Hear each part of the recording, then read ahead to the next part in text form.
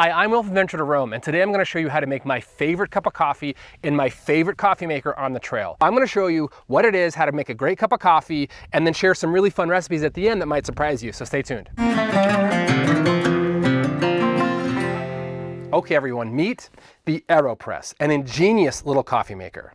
Now, yes, AeroPress is sponsoring this video, but, if I could do backflips, which I can't, but if I could, I would have done like a triple backflip when they reached out to me about making this video, because I've been using this thing for years. In fact, if you've seen any of my videos, you've probably already seen me making coffee with this thing in the mornings, because I use it on almost every trip, and I usually film a little thing about making coffee. So my opinion and my enthusiasm about this product was established long before they reached out. But it's kind of a serendipitous way for me to make a video about something I already love and share it with you.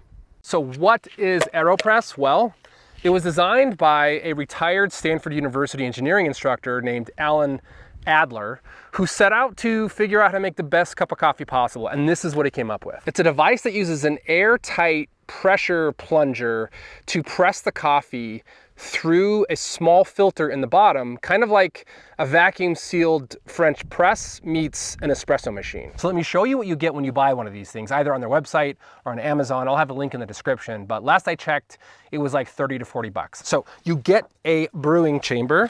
You also get paper filters that go inside this end cap, which I'll show you how to use in a second. It goes on. Of course, you get the plunger, and then you get a scooper to scoop coffee in, a stirrer to stir it up, and that's it. Just add coffee grounds and hot water, and you've got yourself an amazing cup of coffee, which I will show you how to brew right now. Okay, the first step is to insert this little paper filter. Now, these are disposable. Some of them come with your purchase of AeroPress, but then you have to buy more when you run out of them. And I think I've made one purchase. I don't know how much money it was, honestly, it was so long ago, and you get like 10,000 in a pack or some ridiculous number. So you do have to buy more of these, but they're not very expensive and they last a long time. So you take one of these, you put it in the cap, you put the cap on the brew chamber, and you're locked and loaded. However, I will say double check to make sure that the filter is in there correctly. I've put it in there incorrectly in the past, and it makes a big mess in the end. So learn from my mistakes there. Then you scoop in your coffee. Now there are a million different combos on like how much coffee to put in, how much water.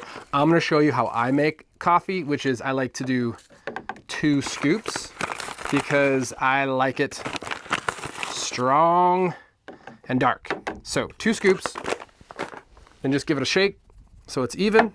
Grab your mug, put it right on top, and now you're ready to pour in the hot water. So for boiling water, I use a Jetboil Flash. It's super fast. It boils water in like 90 seconds or something like that. So I've had this one for, I don't know, maybe 5 years or so, and still going strong. I do have to use the lighter to light it because I broke the ignition switch, but it still boils water in 90 seconds. Can't really complain about that because I get coffee faster. So once your water is boiling, what I do is take it out and put it into a thermos like this one, courtesy of Nitto Tires. Thank you, Nitto.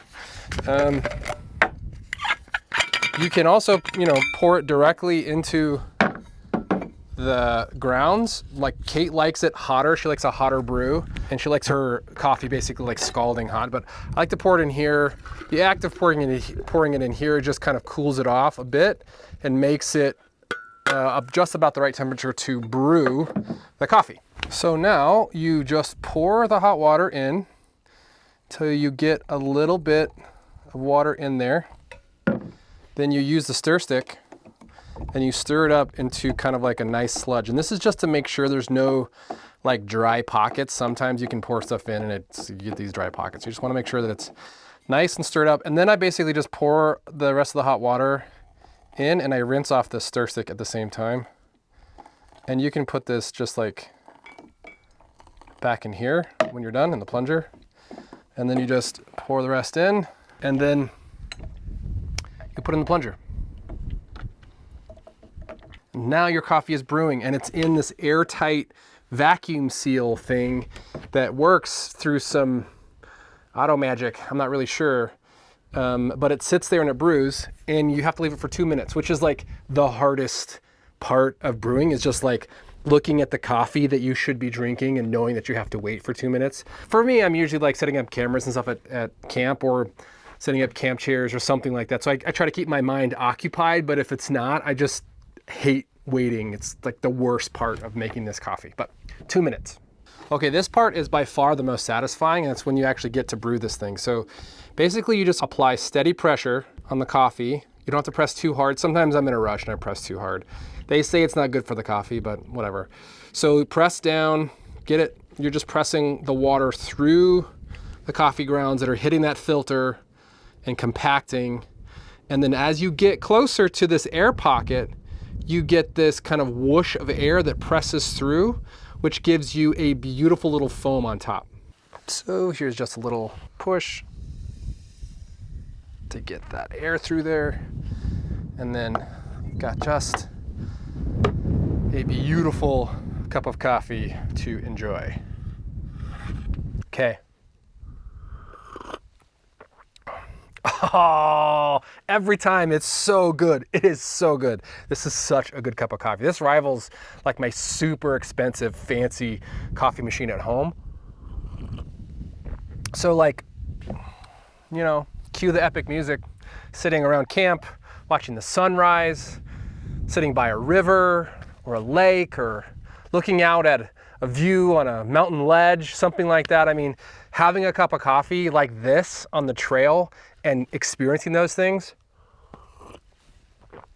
is honestly one of my most favorite things in the entire world. Cheers. God, that is so good.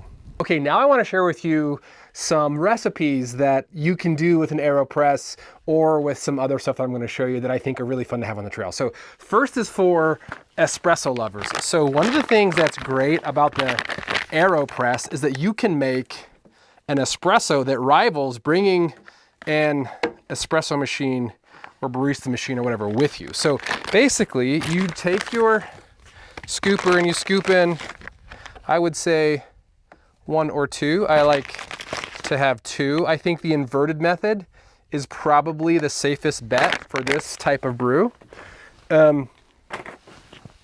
So I've got my 2 scoops in there, and then you take your water and you just fill it basically to the top of the grounds. This is probably like, I don't know, 2 ounces maybe. So this is really thick sludge. And you can kind of do it to whatever you think, you know, whatever strength you want, you can experiment with it.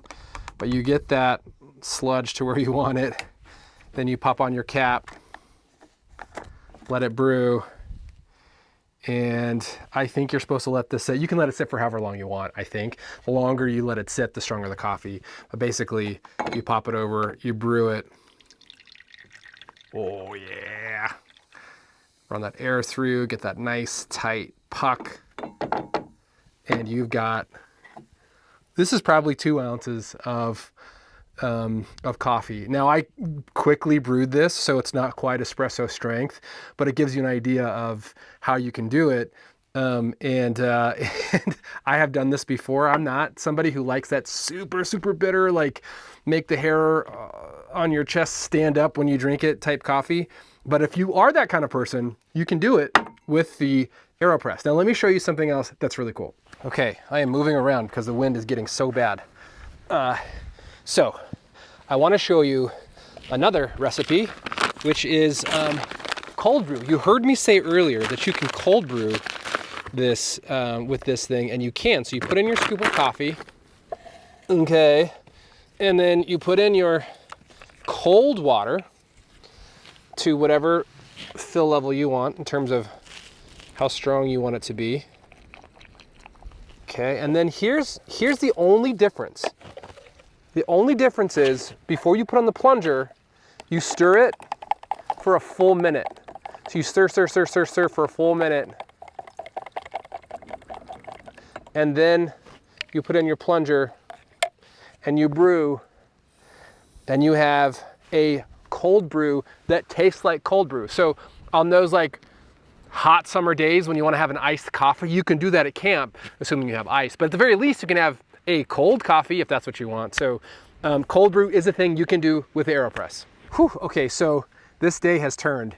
It went from sunny and just like a small breeze to like a storm is blowing in. I can see like storm clouds coming in to get me. So I think it's gonna rain here in like the next 10, 15 minutes. This one takes a little bit of electricity, but it's for those of you who want a real latte at camp. So I use this thing, which is the Espresso coffee, I don't know, warmer slash frother. It uses magnet technology to heat the milk and froth it at the same time. You put it on this little base like this, you press this button,